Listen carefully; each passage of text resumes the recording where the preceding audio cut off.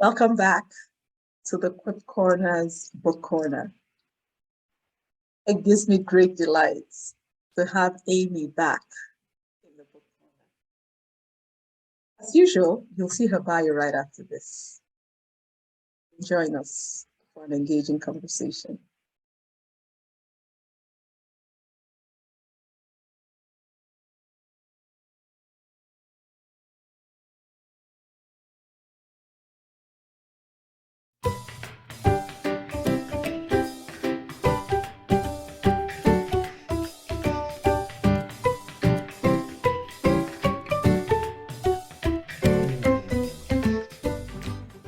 Welcome again to the Quip Corner's Book Corner, Amy. Thank you so much, Ada. It's such a blessing to be on here with you. I truly appreciate it. So the last time we were talking about your book, Unstuck. Mm-hmm. And I know that that's not your only book. That's right. So what's this one titled? Okay, this one is Model Behavior. Make Your Career Path Your Calling. This is my first book. Okay. Yeah. Make your career path your calling. Yes. Mm-hmm. Oh. Yes. We are all called by him, right? Just different ways and different industries. Yeah. Whether we're called to full-time ministry or not, we are called to bring the love of God into our corners of the world. That is true. Yeah. What made you write this? Well, probably back when my son, our son and daughter, we have two, he was about 2 years old and she was, I think, 6 at the time. And he was born with some different health issues and he was going through a lot. And so he was, well, when he was 2 at the library, he toddled over to me and he handed me a book. And I felt like the Lord said, Amy, I want you to start reading again. Because at the time I couldn't work a lot. I was bringing him to doctors and specialists. And so God kind of gave me my own assignment right then. He said, I want you to work on the 3 R's, which they're reading, writing, and running, which writing I know is a W, but it sounds like an R. Exactly. So he said, like, read 100 books because I couldn't go back to school at the time.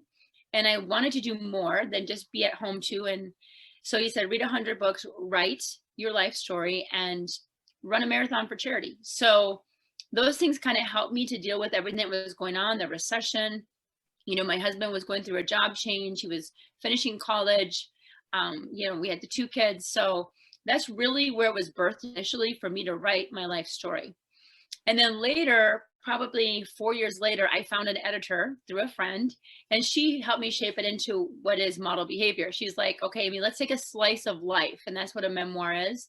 And so I really felt like the Lord said, this is really unique. And this is really amazing because this is something I started modeling when I was 29, late in life. And I grew up in northern Minnesota in the woods. I was a tomboy. And so it's kind of a unique story. And I really felt called by him, to bring the love of Jesus into modeling and into entertainment. So I wanted to encourage other people that feel called to the arts and entertainment that you can do this as a Christian and God needs us there. Oh. Yeah. Okay. Oh, that's a lot to take in. So just please give me a moment to just take it in. I have an adventurous personality. So I was kind of like, when I became a Christian, I was like, okay, I don't want to just maybe live quote unquote normal life. And and I also feel like even if you don't feel called to the arts and entertainment, a lot of times you have this idea, right, of something unique God is asking you to do, maybe start a business or a charity or do something. And you're like, I've never seen anyone do it, right? Or a YouTube channel, like for me. Yes, right. And so it's like, hey, God is calling us to do some unique things. And so that was like the whole thing too. It's not really a how-to on modeling, like how to get into the business, or it's really themed around God calling me about how he provided, how he prepared me, and how he protected me, and how he enabled me to fulfill this vision with his help. It's pretty miraculous when I look back. Yeah. Wow. Okay. So it goes without saying, you need to read something to us from your book, please. Oh, thank you. Okay. I'm going to read a little bit from the introduction. I mean, there's so many stories. I'm like, where do I, start? But I just thought, you got to get the book, right? Okay. I hope my story is an inspiration to you. It doesn't matter what your age is, where you grew up, or whether you have the right education. It doesn't matter if you are qualified or physically perfect. Henry Blackaby, author of Experiencing God, has said, the reality is the Lord never calls the qualified. He qualifies the called. Our only job is to surrender to God and to invite him to come in and to make a path for us. If the path is not clearly marked, together you and God can forge a new one. And when the path becomes dark, scary, and uncertain at times, you can still be assured that God is there with you and he will lead you through. Yeah, that's part of the intro. And that's a truth, that is a truth that we all need to hold on to, that God is there with us. And, a lot of times we miss our way because we refuse to let God lead the way. That's so good.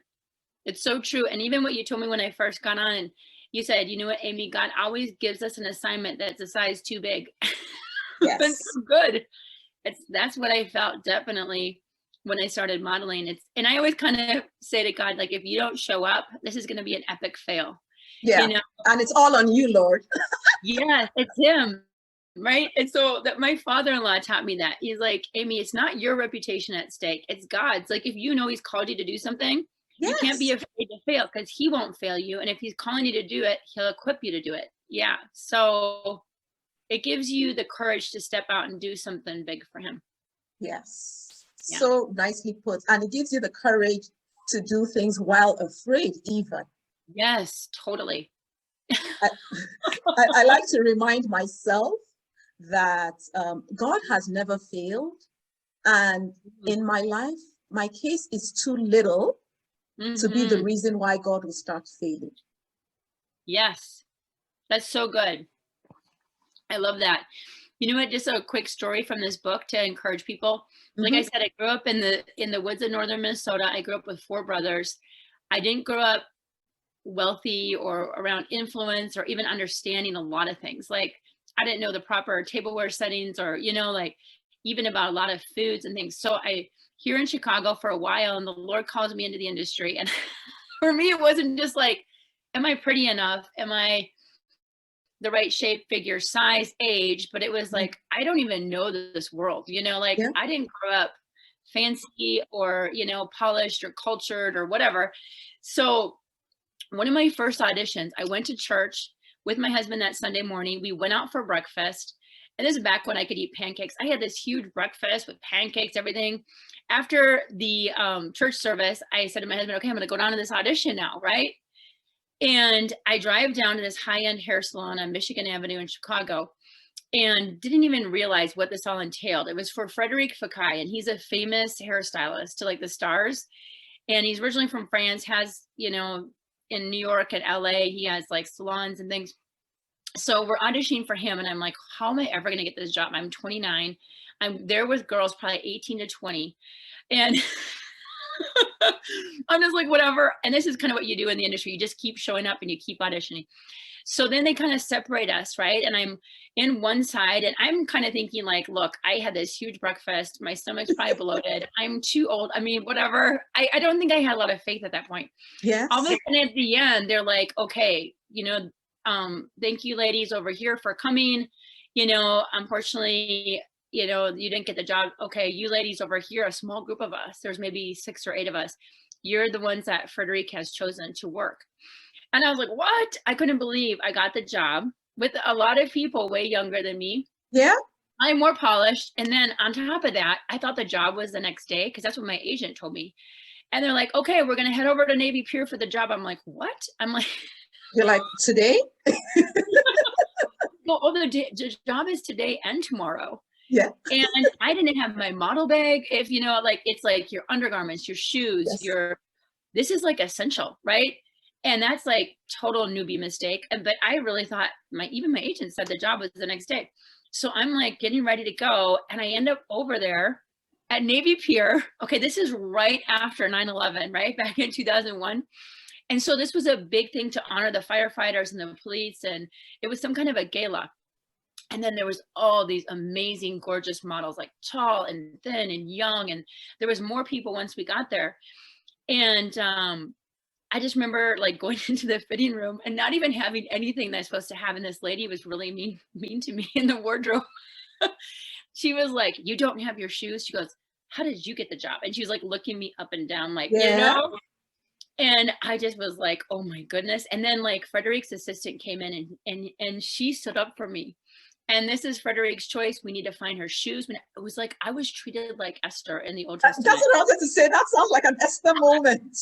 It was. And you know what? My middle name is Esther. I'm Amy Esther. So I'm like, how cool is that? So she stood up Wow. for me and then they whisked me away. This was like one of my most phenomenal jobs. And I got they sat down, someone did my makeup, another person was doing my nails at the same time. And then they're like, "You are the one special one chosen by Frederick. He is going to do your hair on camera while he's being interviewed." I don't know. It was the favor of the Lord. And so I sit, Yes. sit in this chair. And like I said, I am not perfect. I am not like a size 2. I think I never got smaller than a size 6, but I still was able to do some runway. I have a birthmark on my face. I'm like a tomboy. I was pretty all natural, you know, like just, you know, I never had dyed my hair or anything. So I'm sitting down, he's working on my hair. He starts talking to me, all of a sudden, all these cameras, but right before I told him about my birthmark, it's over here. I said, "Can you please style my hair over my birthmark?" And he said, "Sure." He's like, "I love your color." I mean, since then I've now highlighted, but at that point I never had. And he's like, "You have a great color. You have a great look." And then I started asking him questions. I'm like, "Frederick, can I ask you?" I'm like, "Should I get this birthmark fixed?" I said, "Do you think I would do better in the industry? Should I go have like fillers or surgery?" He goes, "No." He goes, "Do not do that." He goes, "Amy, there's something beautiful about you inside and out, just the way you are." He goes, "Don't even do that. You're going to have a successful career." I'm like, "What?" And it's true that ended up coming to pass. And, you know, but then, yeah, so then all of a sudden all these cameras came around me and all these people around both of us. And he was being like interviewed and then, you know, stuff on TV. And I don't think I realized how big or famous Big. he was.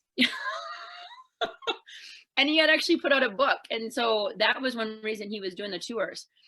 And so, yeah, we did the job that night, which was this huge job out on stage. And me and this other model walked with him like arm in arm. And I was in a shoe size too small. So my feet were killing me because they weren't my shoes. And I got big feet. But we did it. We went out there. I worked the next day. I had a favor with him. He came back in town again. He asked me to come work for him again. I was never paid so well and treated so well, you know, in the beginning part of my career. And if anything, I feel like the Lord allowed that to say, "Amy, I'm in this, you know, I am calling you to do this." And I'll have to say, I had an amazing prayer partner at that time named Annabelle. And so she really prayed me through. She's originally from Africa. Then she lived in England. She had worked in the fashion industry. And then she was going to Christian Life College here in Illinois where I had gone. And she's like, "We're going to pray. God's going to open doors, watch and see." Amen. And so the combination of that prayer too, and just believing and stepping out. I mean, it's very unlikely what happened for me. And I'm like, hey, if God can do it for me, he can do it for other people. So what is he calling you to do? You know, see past the impossible because he can do it for you. Amen. Yeah. Ooh, that's beautiful. Yeah. Thank you. Oh, wow. It was a blessing.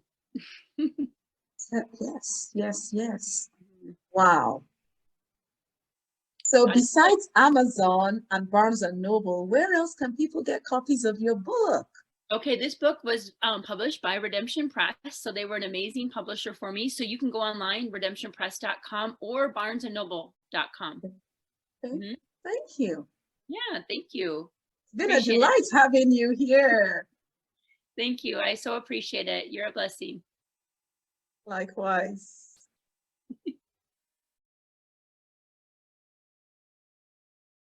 Did you hear her testimony? How unqualified she felt, and God said, "I'm with you in this." A lot of times we let our self-limiting beliefs stop us from doing all that God, the unlimited God, has asked us to. We need to let go of those self-limiting beliefs and just hold on to the unlimited God. Below this, you'll see information on how you can get copies of the book. See you around.